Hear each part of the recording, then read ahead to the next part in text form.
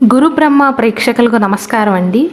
ఈ వీడియోలో కుంభరాశి శతభిష నక్షత్రంలో జన్మించిన అమ్మాయిలు 27 నక్షత్రాలలో ఏ నక్షత్రంలో జన్మించిన అబ్బాయిలను వివాహం చేసుకోవచ్చు, ఏ నక్షత్రంలో జన్మించిన అబ్బాయిలను వివాహం చేసుకోకూడదు, ఎందుకు చేసుకోకూడదు, దాని వెనక ఉన్న రీజన్ ఏంటి, ఒక్కొక్క నక్షత్రంలో జన్మించిన అబ్బాయితో వివాహ పొంతనలో ఎన్ని పాయింట్లు వస్తాయి, ఎంత శాతం అనుకూలంగా ఉంటుంది అని ఎవరూ చెప్పని విధంగా చాలా క్లియర్గా వివరిస్తానండి. ఒకవేళ కుంభరాశి శతభిష నక్షత్రంలో జన్మించిన అమ్మాయిలు కనుక ఈ వీడియో చూస్తున్నట్లయితే మీకు పెళ్ళి కుదిరినా ఎవరి దగ్గర కూడా పొంతన చూయించుకోవాల్సిన అవసరం లేదు. అంత క్లియర్గా చెప్తాను. శ్రీ దుర్గాదేవి జ్యోతిష్యాలయం. మీరు ఇప్పుడు వరకు ఎక్కడెక్కడో జ్యోతిష్యం చెప్పించుకుని నిరాశ చెంది ఉన్నారా? అయితే ఒక్కసారి గురువు గారికి ఫోన్ కాల్ చేసి చూడండి. ప్రేమ, పెళ్ళి, ఉద్యోగం, రాజకీయం, విదేశీ ప్రయాణం, ధనం నిలకడగా లేకపోవటం, భార్యాభర్తల మధ్య గొడవలు, ఆస్తి తగాదాలు, అప్పుల బాధలు, స్త్రీ పురుషుల ఎలాంటి గుప్త సమస్యలకైనా, ఎటువంటి సమస్యలకైనా ఒక్క రోజులోనే పరిష్కారం చూపుతారు. వీరు ఫోన్ నంబర్ 9542637206. ఇంట్రెస్ట్ ఉన్న వాళ్ళు ఎవరైనా ఏ టైంలోనైనా వీరు కాల్ చేయవచ్చు. కుంభరాశి శతభిష నక్షత్రంలో అమ్మాయి ఏ పాదంలో జన్మించినా పర్వాలేదండి. ఎందుకంటే 4 పాదాలు కూడా ఒకే రాశికి చెందుతాయి కాబట్టి. మనం జాతక పొంతనలో అష్టకోట గుణమేళాన్ని చూస్తామండి. అష్టకోట గుణమేళనంలో భాగంగా 36 పాయింట్లకు అంచనా వేస్తాం.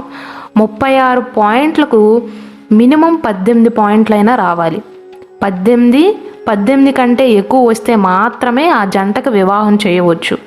18 కంటే తక్కువ వస్తే మాత్రం వివాహం చేయకూడదు, అనుకూలం కాదు అని చెప్తాము. ఎంత ఎక్కువ వస్తే అంత అనుకూలం అన్నమాట. ఈ అష్టకోట గుణమేళనంలో రాశి కోటం కూడా ఒకటండి. ఈ శతభిష నక్షత్రంలో ఉన్న 4 పాదాలు కూడా ఒకే రాశికి చెందినవి కాబట్టి అన్ని పాదాల వారికి కూడా ఒకే రకమైనటువంటి ఫలితాలు ఉంటాయి.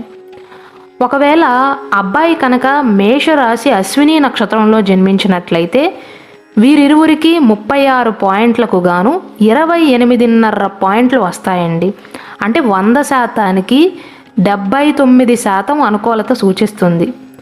కుంభరాశి శతభిష నక్షత్రంలో జన్మించిన అమ్మాయికి మేషరాశి అశ్విని నక్షత్రంలో జన్మించిన అబ్బాయికి వివాహం జరపవచ్చు. తదుపరి నక్షత్రం భరణి నక్షత్రం అండి. మేషరాశి భరణి నక్షత్రంలో కనుక అబ్బాయి జన్మించినట్లయితే 36 పాయింట్లకు గాను 26.5 పాయింట్లు వస్తాయండి. అంటే 100%కి 74% అనుకూలత సూచిస్తుంది. భరణి నక్షత్రంలో జన్మించిన అబ్బాయికి కుంభరాశి శతభిష నక్షత్రంలో జన్మించిన అమ్మాయికి కూడా వివాహం అనుకూలమే. తదుపరి నక్షత్రం కృత్తికా నక్షత్రం. కృత్తికా నక్షత్రంలోని 1వ పాదం మాత్రమే మేషరాశికి చెందినది. అబ్బాయి మేషరాశి కృత్తికా నక్షత్రం 1వ పాదంలో జన్మించినట్లయితే వీరిరువురికి 26.5 పాయింట్లు వస్తాయండి.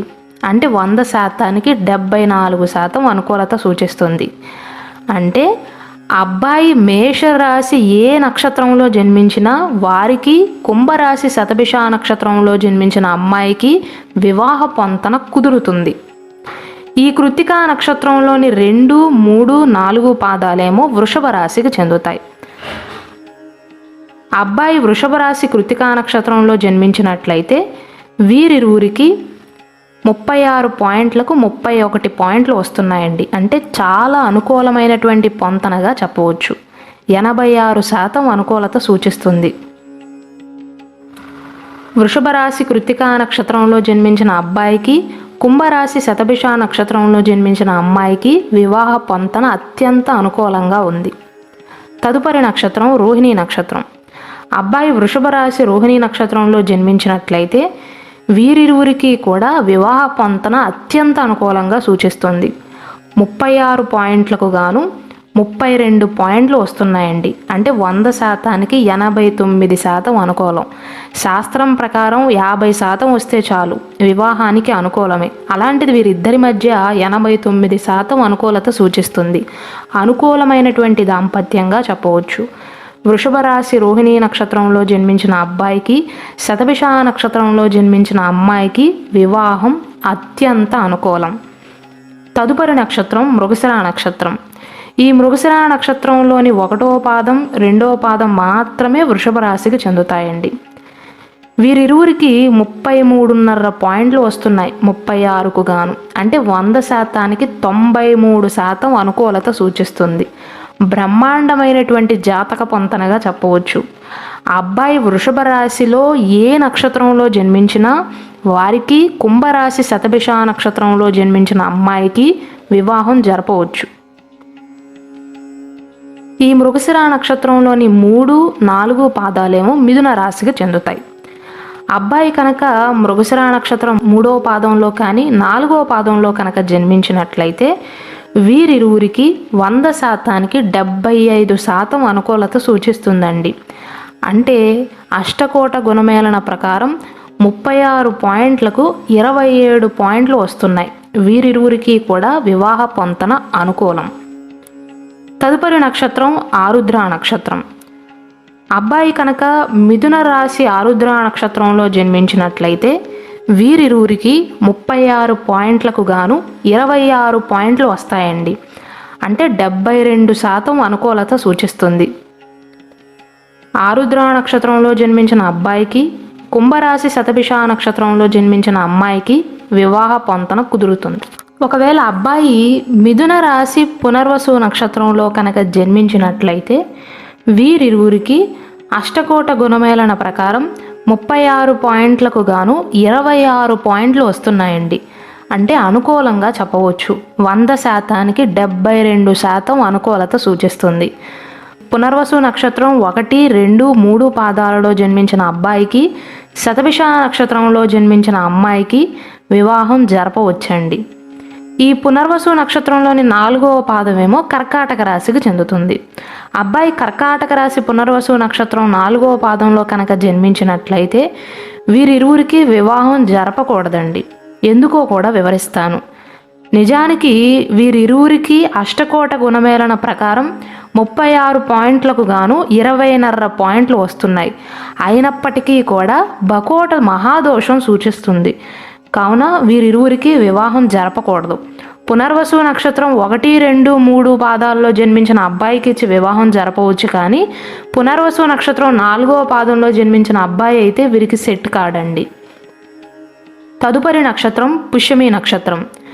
కర్కాటక రాశి పుష్యమి నక్షత్రంలో అబ్బాయి కనుక జన్మించినట్లయితే వీరిరువురికి కూడా వివాహం జరపకూడదు. కారణం బకోట దోషం సూచిస్తుంది. అంటే రాశికోటం అనేది అనుకూలంగా లేని కారణంగా వీరిరువురికి వివాహం జరిగినట్లయితే వైవాహిక జీవితంలో ఎక్కువగా సమస్యలు వస్తాయండి. 36 పాయింట్లకు 19 పాయింట్లు వచ్చినప్పటికీ కూడా ఈ పుష్యమి నక్షత్రంలో జన్మించిన అబ్బాయికి శతభిష నక్షత్రంలో జన్మించిన అమ్మాయికి వివాహం జరపకూడదు. అనుకూలం కాదండి. పొంతన అనేది కుదరదు. తదుపరి నక్షత్రం ఆశ్లేష నక్షత్రం. వీరిరువురికి 36 పాయింట్లకు 19 పాయింట్లు వస్తున్నాయండి. అయినప్పటికీ కూడా కర్కాటక రాశిలో ఏ నక్షత్రంలో అబ్బాయి జన్మించినా వారికి కుంభరాశి శతభిష నక్షత్రంలో జన్మించిన అమ్మాయికి వివాహ పొంతన అనేది కుదరదు. పెళ్ళి సెట్ కాదండి. కాబట్టి అబ్బాయి కర్కాటక రాశిలో ఏ నక్షత్రంలో జన్మించినా సరే వారికి ఇచ్చి వీరిని వివాహం చేయవద్దు. తదుపరి నక్షత్రం మఘా నక్షత్రం. అబ్బాయి కనుక సింహరాశి మఘా నక్షత్రంలో జన్మించినట్లయితే వీరిరువురికి 36 పాయింట్లకు గాను 25.5 పాయింట్లు వస్తాయండి. అంటే 100%కి 71% అనుకూలత సూచిస్తుంది. వీరిరువురికి వివాహం చేయొచ్చండి. సింహరాశి మఘా నక్షత్రంలో జన్మించిన అబ్బాయికి కుంభరాశి శతభిష నక్షత్రంలో జన్మించిన అమ్మాయికి వివాహ పొంతన కుదురుతుంది. తదుపరి నక్షత్రం పుబ్బా నక్షత్రం. అబ్బాయి సింహరాశి పుబ్బా నక్షత్రంలో జన్మించినట్లయితే అష్టకోట గుణమేళన ప్రకారం 36 పాయింట్లకు గాను 25.5 పాయింట్లు వస్తాయండి. అంటే 71% అనుకూలత సూచిస్తుంది. మన శాస్త్రం ప్రకారం మినిమం 50% రావాలి, అప్పుడు వివాహం జరపవచ్చు. వీరిరువురికి 71 సూచిస్తుంది. కాబట్టి పుబ్బా నక్షత్రం శతభిష ఈ 2 నక్షత్రాలు కలవచ్చండి. తదుపరి నక్షత్రం ఉత్తరా నక్షత్రం. ఈ ఉత్తరా నక్షత్రంలోని 1వ పాదం మాత్రమే సింహరాశికి చెందినదండి. అబ్బాయి సింహరాశి ఉత్తరా నక్షత్రంలో జన్మించినట్లయితే వీరిరువురికి 100%కి 68% అనుకూలత సూచిస్తుందండి. అష్టకోట గుణమేళన ప్రకారం క్యాలిక్యులేట్ చేస్తే 36 పాయింట్లకు గాను 24.5 పాయింట్లు వస్తున్నాయండి. కాబట్టి ఉత్తరా నక్షత్రం 1వ పాదంలో జన్మించిన అబ్బాయికి, శతభిష నక్షత్రంలో జన్మించిన అమ్మాయికి వివాహం జరపవచ్చు. ఈ ఉత్తరా నక్షత్రంలోని మిగిలిన 3 పాదాలు 2, 3, 4 పాదాలేమో కన్యా రాశికి చెందుతాయండి. వీరిరువురికి వివాహ పొంతను చూసుకున్నట్లయితే 23.5 పాయింట్లు వస్తున్నాయండి 36కి. అంటే 100%కి 65% అనుకూలత సూచిస్తుంది. ఉత్తరా నక్షత్రంలో ఏ పాదంలో అబ్బాయి జన్మించినా వారికి, శతభిష నక్షత్రంలో జన్మించిన అమ్మాయికి వివాహం జరపవచ్చండి. తదుపరి నక్షత్రం హస్త నక్షత్రం. అబ్బాయి కనుక కన్యారాశి హస్త నక్షత్రంలో జన్మించినట్లయితే వీరిద్దరికీ వివాహం చేయకూడదండి. కారణం కూడా చెప్తాను. 36 పాయింట్లకు గాను 14.5 పాయింట్లు వస్తున్నాయి. పాయింట్లు తక్కువగా రావడంతో పాటుగా అమ్మాయి అబ్బాయి ఇద్దరూ కూడా ఒకే నాడిలో జన్మించారండి. దానితో పాటు బకోట దోషం కూడా సూచిస్తుంది. 2 దోషాలు సూచిస్తున్నాయి. రాశికోటం అనుకూలంగా లేదు, నాడీ కోటం కూడా అనుకూలంగా లేదు. కాబట్టి వీరిద్దరికీ వివాహం జరపకూడదు. వైవాహిక జీవితంలో ఎన్నో సమస్యలు వస్తాయి. కన్యారాశి హస్త నక్షత్రంలో జన్మించిన అబ్బాయికి, కుంభరాశి శతభిష నక్షత్రంలో జన్మించిన అమ్మాయికి వివాహం జరపకూడదు. తదుపరి నక్షత్రం చిత్తా నక్షత్రం. ఈ చిత్తా నక్షత్రంలోని మొదటి 2 పాదాలు కన్యారాశికి చెందితే 3, 4 పాదాలేమో తులారాశికి చెందుతాయండి. అబ్బాయి కన్యారాశి చిత్తా నక్షత్రంలో కనుక జన్మించినట్లయితే వీరిద్దరికీ 36 పాయింట్లకు 25 పాయింట్లు వస్తున్నాయండి. అంటే 69% అనుకూలత సూచిస్తుంది. వీరిరువురికి వివాహం అనుకూలమే. ఈ చిత్తా నక్షత్రంలోని 3, 4 పాదాలేమో తులారాశికి చెందుతాయి. అబ్బాయి తులారాశి చిత్తా నక్షత్రంలో కనుక జన్మించినట్లయితే వీరిరువురికి అష్టకోట గుణమేళన ప్రకారం 36 పాయింట్లకు గాను 33 పాయింట్లు వస్తున్నాయి. అంటే చాలా బ్రహ్మాండంగా ఉంది. 100%కి 92% అనుకూలత సూచిస్తుంది. కాబట్టి వీరిద్దరికీ వివాహం జరపవచ్చండి. తదుపరి నక్షత్రం స్వాతి నక్షత్రం. తులారాశి స్వాతి నక్షత్రంలో కనుక అబ్బాయి జన్మించినట్లయితే వీరిరువురికి 36 పాయింట్లకు గాను 32 పాయింట్లు వస్తున్నాయి. అంటే 100%కి 89% అనుకూలత సూచిస్తుంది. స్వాతి, శతభిషం ఈ 2 నక్షత్రాలు కలవచ్చండి. తదుపరి నక్షత్రం విశాఖ నక్షత్రం. విశాఖ నక్షత్రంలోని మొదటి 3 పాదాలు మాత్రమే తులారాశికి చెందుతాయండి. అబ్బాయి తులారాశి విశాఖ నక్షత్రంలో కనుక జన్మించినట్లయితే వీరిద్దరి రిలేషన్షిప్ కూడా బ్రహ్మాండంగా ఉంటుంది. అంటే వివాహమైన తర్వాత వైవాహిక జీవితం అనేది అనుకూలంగా ఉంటుంది. అష్టకోట గుణమేళన ప్రకారం 36 పాయింట్లకు గాను 33 పాయింట్లు వస్తున్నాయండి. అంటే 100%కి 92% అనుకూలత సూచిస్తుంది. వీరిరువురికి కూడా వివాహం అనుకూలమే. ఈ విశాఖ నక్షత్రంలోని 4వ పాదం మాత్రమే వృశ్చిక రాశికి చెందుతుంది. వృశ్చిక రాశి విశాఖ నక్షత్రంలో జన్మించిన అబ్బాయితో కనుక పొంతన చూసుకున్నట్లయితే 36 పాయింట్లకు 26.5 పాయింట్లు వస్తున్నాయి. అంటే 74% అనుకూలత సూచిస్తుంది. అబ్బాయి విశాఖ నక్షత్రం ఏ పాదంలో జన్మించినా సరే వీరికి వివాహం కుదురుతుందండి. తదుపరి నక్షత్రం అనురాధ నక్షత్రం.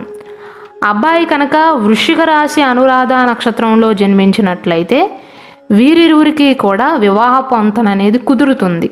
36 పాయింట్లకు గాను అష్టకోట గుణమేళన ప్రకారం 27 పాయింట్లు వస్తున్నాయండి. అంటే 75% అనుకూలతను సూచిస్తుంది.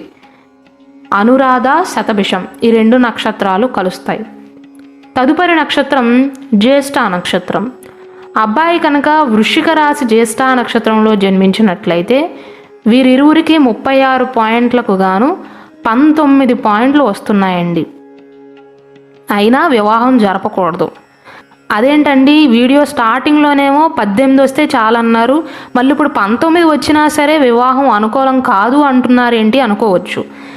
పాయింట్లతో పాటుగా దోషాలు కూడా చూసుకోవాలండి. రెండింటిని పరిగణలోకి తీసుకున్నాక మాత్రమే డిసిషన్ అనేది తీసుకోవాలి. వీరిరువురికి పాయింట్లు ఎక్కువగానే వస్తున్నాయి, 19 వస్తున్నాయి 36 పాయింట్లకు గాను. అయితే అమ్మాయి అబ్బాయి జన్మించిన నాడి ఒకటే కాబట్టి ఏకనాడి దోషం అనేది వీరికి వర్తిస్తుంది. కాబట్టి వివాహం చేయకూడదు. వృశ్చిక రాశి జ్యేష్ఠ నక్షత్రంలో జన్మించిన అబ్బాయికి, కుంభరాశి శతభిష నక్షత్రంలో జన్మించిన అమ్మాయికి వివాహం జరపకూడదు, అనుకూలం కాదండి. తదుపరి నక్షత్రం మూలా నక్షత్రం. అబ్బాయి కనుక ధనస్సు రాశి మూలా నక్షత్రంలో జన్మించినట్లయితే వీరిద్దరి రిలేషన్షిప్ కూడా చాలా బాగుంటుందండి. ఎందుకంటే అష్టకోట గుణమేళన ప్రకారం క్యాలిక్యులేట్ చేస్తే 36 పాయింట్లకు గాను 30.5 పాయింట్లు వస్తున్నాయి. అంటే 85% అనుకూలత సూచిస్తుంది. కాబట్టి ధనస్సు రాశి మూలా నక్షత్రంలో జన్మించిన అబ్బాయికి, కుంభరాశి శతభిష నక్షత్రంలో జన్మించిన అమ్మాయికి వివాహం జరపవచ్చు. తదుపరి నక్షత్రం పూర్వాషాఢ నక్షత్రం. ధనస్సు రాశి పూర్వాషాఢ నక్షత్రంలో అబ్బాయి కనుక జన్మించినట్లయితే వీరిరువురికి వివాహం అనుకూలమండి. 36 పాయింట్లకు గాను 31.5 పాయింట్లు వస్తున్నాయి. అంటే 100%కి 88% అనుకూలత సూచిస్తుంది. పూర్వాషాఢ శతభిషం ఈ 2 నక్షత్రాలు కలవచ్చు. తదుపరి నక్షత్రం ఉత్తరాషాఢ నక్షత్రం. అబ్బాయి కనుక ధనస్సు రాశి ఉత్తరాషాఢ నక్షత్రంలో జన్మించినట్లయితే వీరిద్దరికీ కూడా చాలా బాగుంటుందండి. 30.5 పాయింట్లు వస్తున్నాయి. అంటే 100%కి 85% అనుకూలత సూచిస్తుంది. కాబట్టి ఉత్తరాషాఢ నక్షత్రం 1వ పాదంలో జన్మించిన అబ్బాయికి, కుంభరాశి శతభిష నక్షత్రంలో జన్మించిన అమ్మాయికి వివాహం కుదురుతుంది, అనుకూలమే. వివాహ పొంతన అనేది అనుకూలంగా ఉంది. ఈ ఉత్తరాషాఢ నక్షత్రంలోని మిగిలిన 3 పాదాలండి, 2, 3, 4 పాదాలు అనేవి మకర రాశికి చెందుతాయి.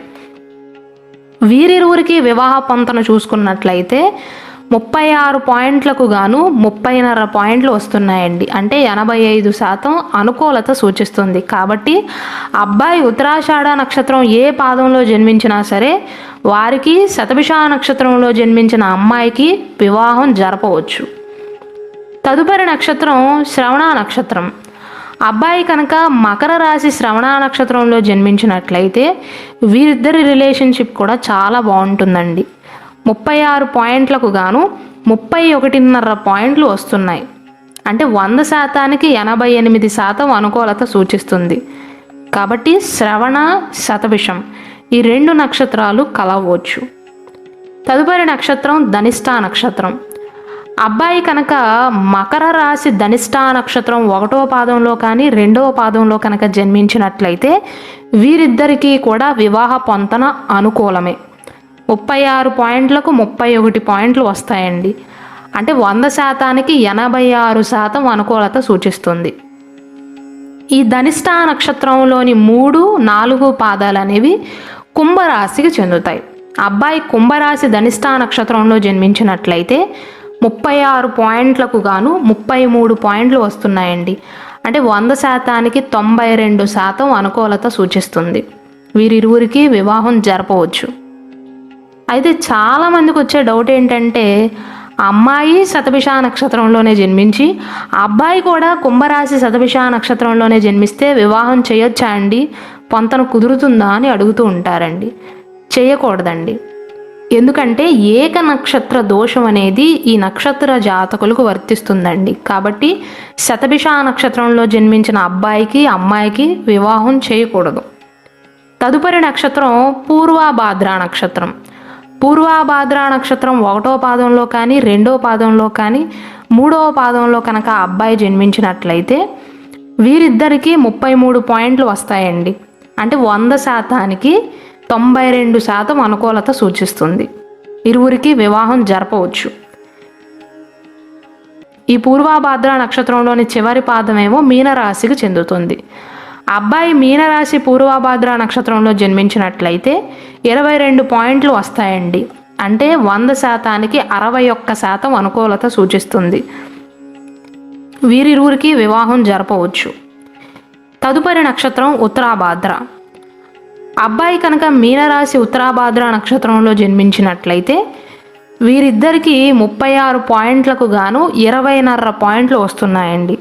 జ్యోతిష శాస్త్రం ప్రకారం 18 పాయింట్ల కంటే ఎక్కువ వస్తే వివాహం జరపవచ్చు. అయినప్పటికీ కూడా వీరిరువురికి బకోట దోషం సూచిస్తుంది. రాశికోటం అనేది అనుకూలంగా లేదు. కావున ఉత్తరాభాద్ర నక్షత్రంలో జన్మించిన అబ్బాయికి, శతభిష నక్షత్రంలో జన్మించిన అమ్మాయికి వివాహం చేయకూడదు. తదుపరి నక్షత్రం రేవతి నక్షత్రం. రేవతి నక్షత్రంలో కనుక అబ్బాయి జన్మించినట్లయితే వీరిరువురికి 60% అనుకూలమండి. బకోట దోషం సూచించినప్పటికీ కూడా పాయింట్లు ఎక్కువగానే ఉన్నాయి, 21.5 ఉన్నాయి. కాబట్టి వీరిరువురికి వివాహం అనుకూలమేనండి. ఈ నక్షత్రాలలో జన్మించిన వారిని మాత్రమే కుంభరాశి శతభిష నక్షత్రంలో జన్మించిన అమ్మాయిలు వివాహం చేసుకోవాలి. నెక్స్ట్ ఏ నక్షత్రంలో జన్మించిన వారి వీడియో చేయమంటారో కింద కమెంట్ సెక్షన్లో తెలియచేయండి.